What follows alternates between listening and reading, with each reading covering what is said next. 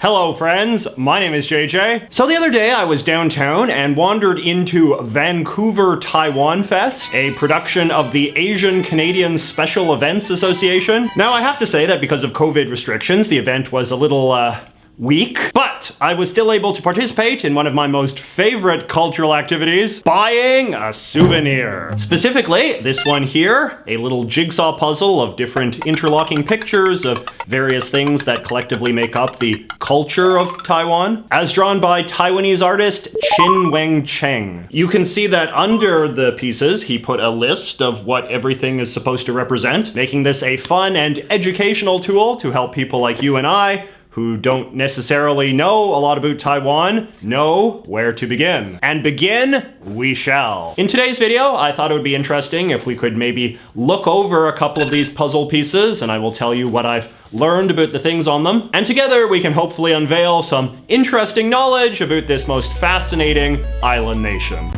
So let's begin with this piece here, which represents what I think is one of the main entry points that those of us in the Western world have when it comes to engaging with Taiwanese culture, which is their conflict with communist China. So this fellow here is Chiang Kai-shek, who was sort of the founding father of modern Taiwan. In the early 20th century, China was gripped by a terrible civil war between communists and non-communists, or nationalists as they were called. And Chiang Kai-shek was the leader of the nationalists, and beginning in 1928, he was the president of China's nationalist government that had arisen in the aftermath of the downfall of the monarchy. He was considered a great ally to the West during the Second World War. But to make a long story short, the nationalists eventually lost the Chinese Civil War. And in 1949, President Chiang fled to the island of Taiwan, where he continued to maintain that he was the legitimate president of all of China, leading a nationalist government in exile, which leads to this puzzle piece here,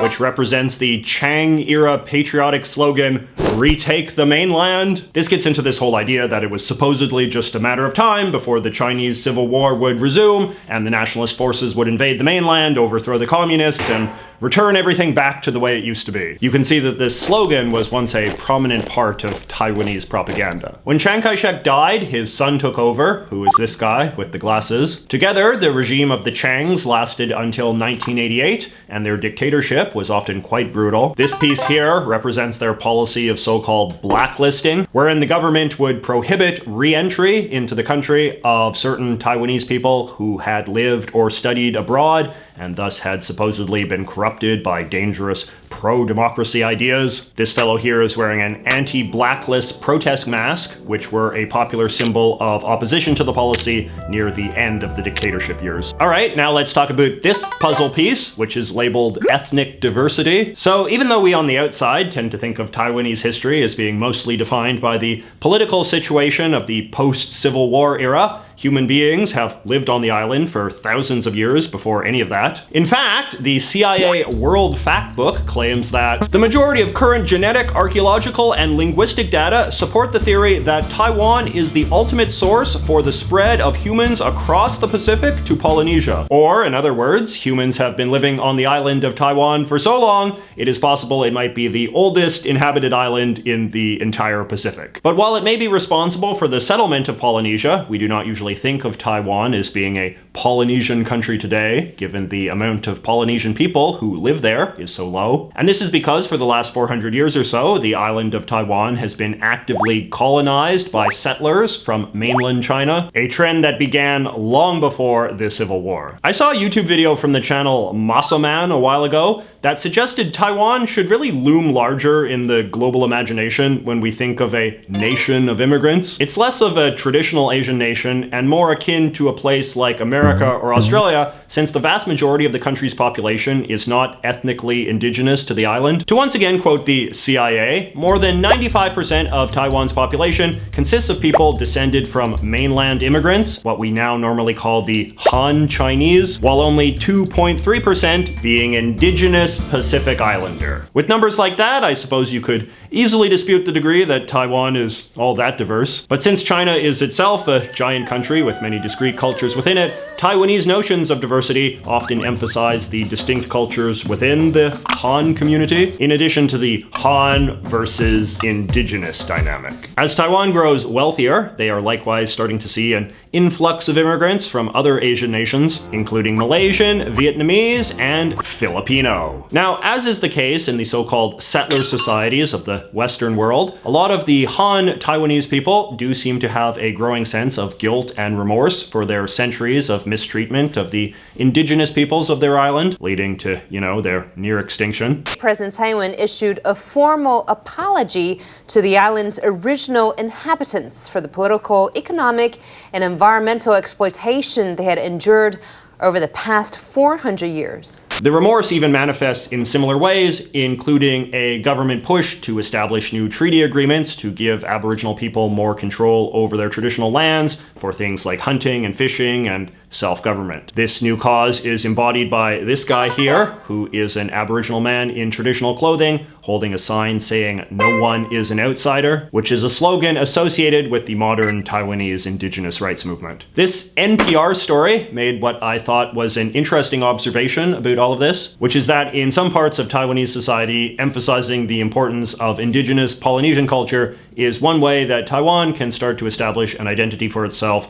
that is distinct from that of mainland China, assuming that Chiang's unification dream is basically dead at this point. It reminded me a bit of New Zealand, another country that in recent years has really come to emphasize its Polynesian identity, not only as a way to decolonize their culture, but also distinguish themselves from their much larger neighbor. All right, so this piece here represents the Taiwanese white dolphin, which is actually pink. It's one of the rarest species of sea creature in the world, with the Animal Welfare Institute estimating that there may only be about 75 currently living. And then over here, we have a Taiwanese leopard cat, which is this other cool animal that is the size of a house cat, but has patterns like a leopard. They are not particularly rare in other parts of Asia, but the American Chamber of Commerce in Taiwan informs me that there are only about 500 left on the island, in part because Taiwanese farmers keep shooting them for eating their chickens. Both of these creatures are beloved symbols of the country, but also a reminder of the necessity of preserving its fragile island ecosystem. On a similar note, we have this piece depicting the tree protection movement. Taiwan is one of the most forested countries in the world, with 60% of its landmass covered with trees. That is an even higher rate than Canada. Forestry has accordingly long been a big industry over there, and these days there is a lot of anxiety about the need to preserve the island's most rare and exotic species of tree from loggers. In traditional Han Chinese culture, there is often a belief that the rarer something is, the more magical it is. And this has led to a thriving world of black market tree poachers in Taiwan, who illegally log some of the island's most critically endangered trees to make healing oils and